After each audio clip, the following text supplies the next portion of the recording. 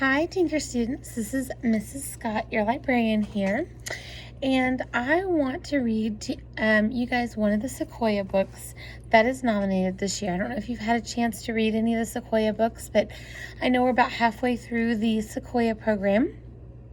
And I really hope that a bunch of you guys get to participate in it. And I hope that I get some more Sequoyah star readers that get to come to my ice cream sundae party in March. But I wanted to read you guys one of the books. And what I'll probably be doing is reading one chapter a week and putting it on your Canvas library page so that you guys can get on there and enjoy it. But of all the Sequoyah books this year that are nominated, this one was probably my favorite, The Remarkable Journey of Coyote Sunrise. I know a couple people have read it. If you haven't read it and it becomes available, I would highly recommend it. If it isn't available, you can always put it on hold. I know there's 2 copies in the library right now that are on hold for someone, so hopefully you can get it one way or the other. But it was my favorite, about a girl who gets to spend her life traveling the country on a school bus that her dad has kind of made into their little home, traveling with her dad. So they meet a bunch of really interesting, cool characters along their journey. And there's also another story kind of underneath the story of them traveling the country on a school bus, why they choose to do that. So as I said, I'm going to start this book. I will read one chapter a week. It'll be available on your Canvas. If we do finish it and you are able to come in and take the quiz, then that would be awesome. You'll get one of your 3 books that you need in order to come to the ice cream sundae party. Also get to go back and get a prize from my store, and just based off of one that we read together. So I'm going to go ahead and start it. The Remarkable Journey of Coyote Sunrise. We will read chapter 1 today, and then next week I will start another chapter. So this is chapter 1. There were big days and there were small days, and there were bad days and there were good days, and I suppose I could pick any one of them for my once upon a time. But if I'm going to be truthful, and truthful is something I always aim to be, then really there is only one best place to start this story. It all started with Ivan. Once upon a time it was hot and I was sweaty. It was about 5 months before my 13th birthday, give or take. We were someplace in Oregon. Honestly, I don't even remember the name of the town, but I know it was on the dry, hot side of the state, away from the ocean. The whole world was so yellow and shining from the beating down sun that you had to squint no matter where you looked. The blacktop of the gas station parking lot radiated the heat right back up at you, so it felt like you were getting cooked from both sides. I suppose most barefoot people would have been hooting and hopping with that sizzling asphalt burning the bottoms of their feet, but my soles were used to it, and I walked along easy as you please. My t-shirt was stuck with sweat to my back. The braid that hung down nearly to my blue jean belt loops slapped wetly against it as I walked. The man behind the counter looked at my bare feet and started to say something. "Miss, you can't," but I knew where he was going with it before he started. That tyrannical no shoes, no shirt, no service rule is pretty darn universal in America's gas station convenience stores. I just waved at him and cut him off. I know, I said, and kept walking. I'll only be a minute. I'd never been in that particular gas station before, but it was exactly the same as every other one. So really, I'd been in it a million times. Rows of plastic-wrapped junk food, walls lined with glass-doored coolers full of pop and beer and flavored iced teas. I walked past the metal racks of beef jerky and candy bars to the pot of gold at the end of my rainbow, the slushy machine. There it was, humming in the corner next to the coffee dispenser and soda fountain. My mouth started watering as soon as I saw that neon-colored sugar slush swirling around under the big plastic dome. There was a kid standing in front of it, looking up at the churning slurry with desire written plain and clear across his face. He was 7 or 8 and staring up at the left flavor, which was an unlikely pinkish color labeled wild watermelon. "Big mistake," I said, walking up next to him and grabbing a cup from the pull-down dispenser. He jerked his head to look at me. What is? I nodded with my chin at the slushie he was coveting. Watermelon. That's a no-go.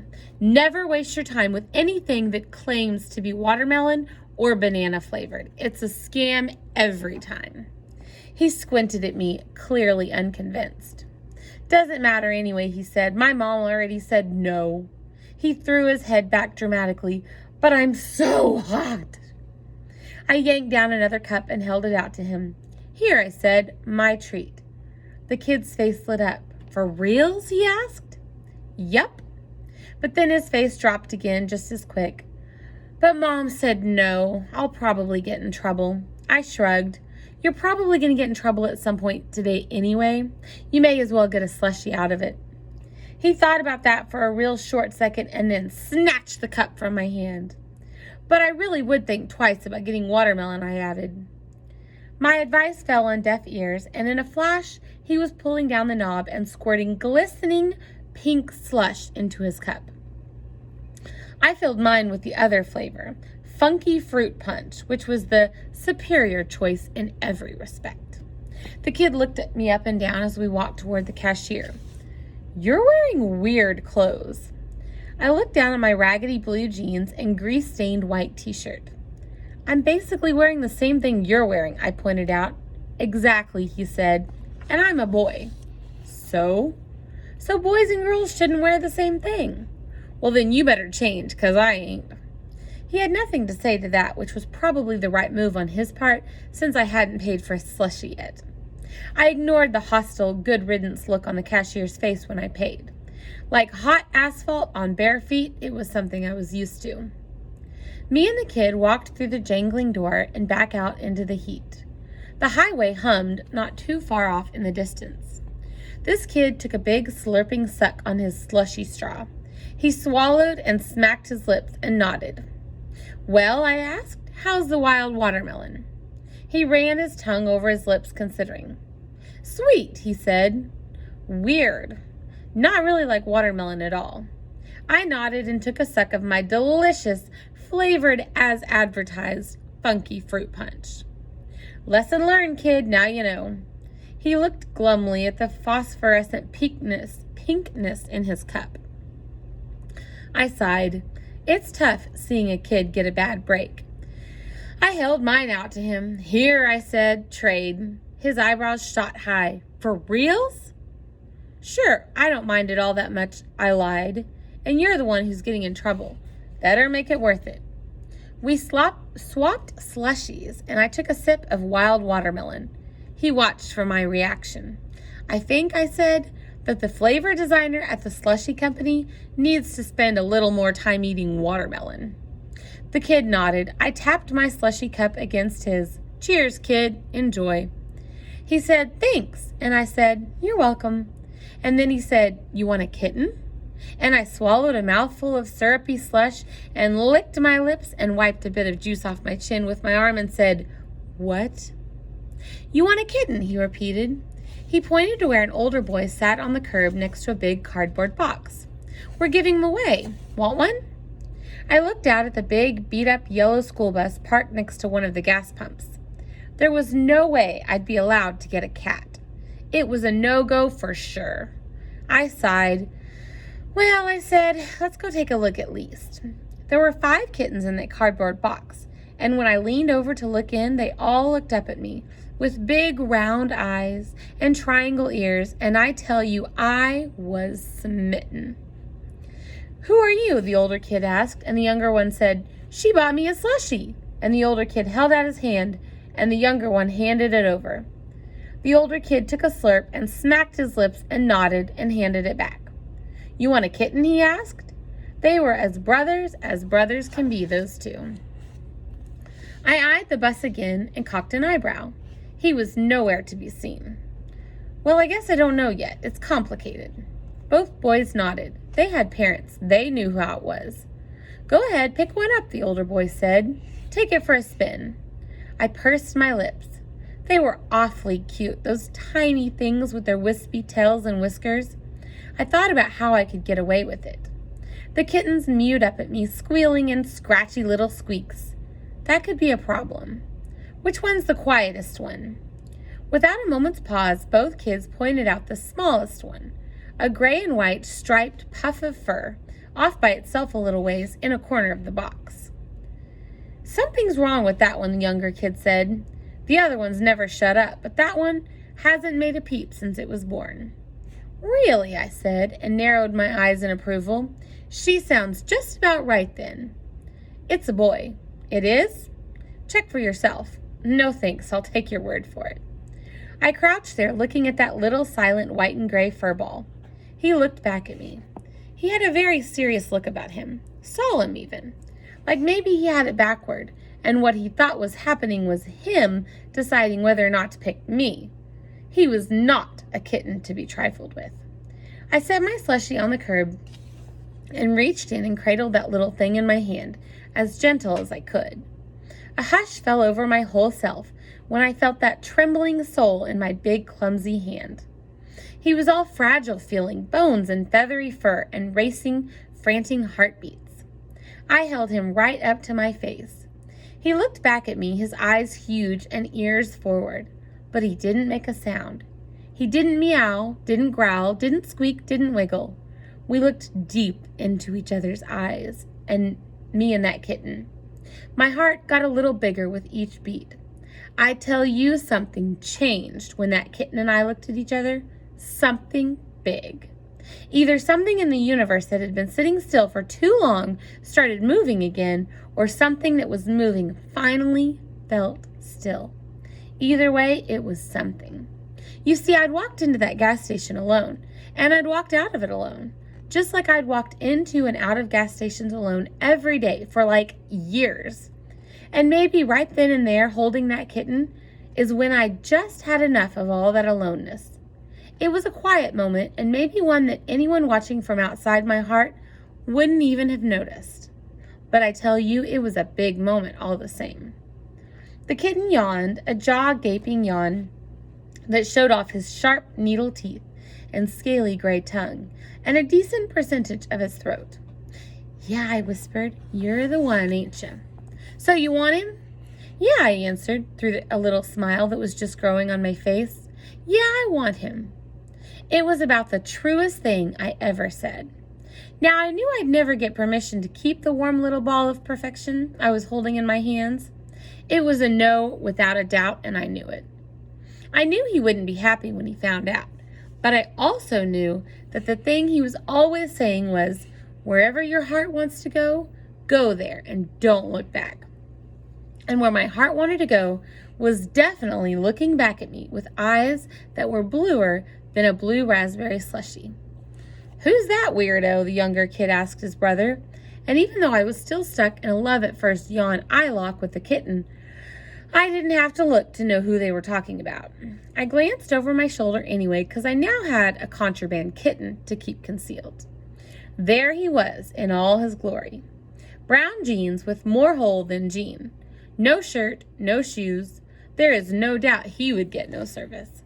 Skinny with bony shoulders and ribs poking out all over the place. Long, shaggy hair pulled back with a bandana. A big, bushy beard that hung down almost to his collarbones. He was scraping all the bug corpses off the bus's windshield with a little squeegee on a stick that gas stations keep by the pumps, and he was half dancing and whistling while he did it. He looked totally funky fruit punch, which he was, so, again, flavored as advertised. That, I answered, lowering the kitten to my belly to keep him out of sight, is Rodeo. Both kids squinted up at me. He's my dad, I added. That dude's your dad? Yep, I lowered my face and my voice and whispered, but don't tell him that, okay? Both boys nodded with their serious, syrup-stained faces. They were the kind you could trust, those brothers. I looked back at the bus, that kitten pressed up against my t-shirt. Rodeo was doing his cleaning shuffle all around the front of the bus. If I was going to make this kitten in my hand a kitten in my bus, I was going to need help. I looked at the little kid who was sucking hard at his slushie and still eyeballing Rodeo. Could you do me a solid, kid? He scrunched up his eyebrows at me. A favor, I explained, and he nodded. You see those back windows on the bus with the curtains that got stars on them? Yeah, that's my room. I need you to, that's your room? Like your room? Sure. You live on that bus? Yeah, so? I never knew no one who lived on an old school bus. Well, you can't say that anymore, can you? I handed the kitten over to him, gentle as could be. Here's the deal. Ain't no way Rodeo is gonna say yes to the kitten. Yet, anyway, so I'm gonna go ahead and get on and go to my room. Meet me with the kitten at my window on the other side in like a minute, okay? The kid looked at his brother. His brother shrugged and nodded. The kid looked back at me. So me and you both are gonna get in trouble today, huh? I grinned at him. Guess so, but heck, if kittens and slushies aren't worth getting in trouble for, what in the world is? I grabbed my sunglasses from where they were hanging off my t-shirt collar. They were big, huge, round brown things with thick plastic frames. $1 at a New Mexico flea market and worth every penny. I slid them on, turning the lights down on the world. You ready? Sure. I sauntered up to the bus, sipping at my watermelon slushie like I didn't have a care in the world. Rodeo looked over at me when I swung open the accordion door. He was scraping at a grasshopper leg with his thumbnail, his tongue out in concentration. No bananas? He asked. No, sir, I said with a little salute, though to be truthful, I hadn't remembered to look. Well, shoot, Rodeo said, and then flashed me that toothy smile that I could never help but smile back at. On to the next stop, then. I shot him a hand pistol and climbed up the stairs into the bus, all casual and slow. I walked past the rows of seats and Rodeo's little bed, and then on through our living room, past the bookshelves bolted to the wall and the couch bolted to the floor, and the garden of plants growing in planters bolted under a window. Through the windows, I saw the kid walking toward the back of the bus, his hand covering a little lump under his shirt. His walk as easy and smooth as my own. He didn't even look in Rodeo's direction. He was a natural, that kid. I pushed through the curtains into my room. It was hot and stuffy back there, but once we got rolling, it'd cool down. I went straight to the window and pulled the curtain to the side. There was the kid, looking up at me with his mouth open and his hands full of kitten. I pinched at the latches with both hands and slid the window down with as quiet a clunk as I could manage. The kid reached up and held the kitten high. It hung limp in his hand. Huh, I said. Even with me leaning out the window, the kitten was still a couple feet below my hand. Hold on a sec. I ducked back inside and looked around. I pulled my old straw cowboy hat off the hook on the wall and shook my jacket off a wire hanger, and then flattened the hanger out straight. The hat had a long braided chin strap, and I hooked the hanger through it, then lowered the whole thing out the window. Go ahead and put him in the cat, I hissed, and the kid did. Careful as I could, I pulled the hat up, kitten and all. In a jiffy, I had that kitten in my hands. He looked up at me as content as can be, like riding a cowboy hat elevator up into a school bus was just a part of his daily routine. I was liking that cat more and more every second, and I'd liked him a whole heck of a lot to begin with. I stuck my head back out the window. Thanks for the slushie, the kid said. You're welcome. Thanks for the kitten. The kid shrugged, which I thought was appropriate. I heard the bus door squeak and shutter closed. A second later, that big old diesel engine fired up and shook my room with its rumble. The kid took a step back. Well, see ya, kid, I said. See ya, he said, and walked away around the back of the bus. There was a big box of books by my bed, and I tipped it over, dumping the books onto the floor. I sat the box between my bolted-in shelf and my bolted-in bedside table, and set the kitten down inside. He looked awful small and lonely in there, so I folded up an old t-shirt and stuck that and a little stuffed dinosaur in there with him. He sniffed the dinosaur, looked up at me, and then laid down with a little plop. I looked at the pile of books on the floor next to the box, and the shiny gold title of my favorite one caught my eye. The One and Only Ivan. It was a sign for sure. Perfect, I said. I reached down and scratched the kitten's head with one fingernail. He closed his eyes, leaning into it. Ivan, I whispered. That's your name, Ivan. Whether you like it or not, but I hope you'll like it. Ivan sure didn't look like he minded it. Now I gotta make sure Rodeo doesn't get suspicious, I said. Stay put. Rodeo had gotten up into the driver's seat by then. He slid his own sunglasses on and tossed a handful of sunflower seeds into his mouth, shells and all. I knelt on the seat behind him and leaned over his shoulder. "Ready to roll, Coyote?" he asked me. "Ready as rain," I answered with a grin. "Where are we going?" He disengaged the parking brake and flicked on the radio. Freaky hippie electric guitar wailed out of the speakers. "Only one way to find out," he said. He slapped the dusty dashboard of the bus and shouted, "You ready, Jaeger?" He gunned the gas pedal, making that old bus engine roar, and then he popped the clutch and we started forward with a jerk. His head bobbed to the music and his lips pursed as he worked on tonguing those seeds out of their shells. "Give me a howl, Coyote," he hollered through his mouthful of seeds. I threw my head back and howled, a high and happy coyote wail that echoed off the riveted metal roof. I hoped Ivan would hear me and know I was still there, and I hoped like heck he kept his mouth shut and didn't try to howl back. All the front windows were open and the air started moving around, fluttering the pages of books and cooling us down. I lowered my head and saw the two kids out the window, sitting on the curb next to a box that was one kitten short. They were both looking at me with curious wrinkles on their forehead. The little one was back to sucking on my funky fruit punch slushie. I shrugged at them, the most fitting gesture, I thought, and threw them a big wave. They waved back in unison. Good kids, those two. The kind of kids you almost wouldn't mind seeing again. We pulled out onto the highway and the engine growled as it struggled up to speed. The black ribbon of road stretched out forever before us, just like it always did. I took a sip of my slushie and nodded my head along with Rodeo's to the beat of the music. I had a kitten, which definitely meant I had a problem. But heck, I already had problems, and now I also had Ivan, and that sure seemed like an improvement either way. Okay guys, so I'm going to stop there.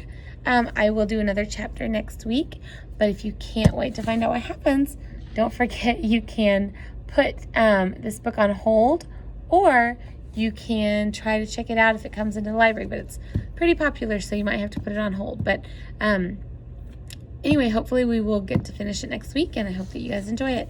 I will see you on your next library day. Bye.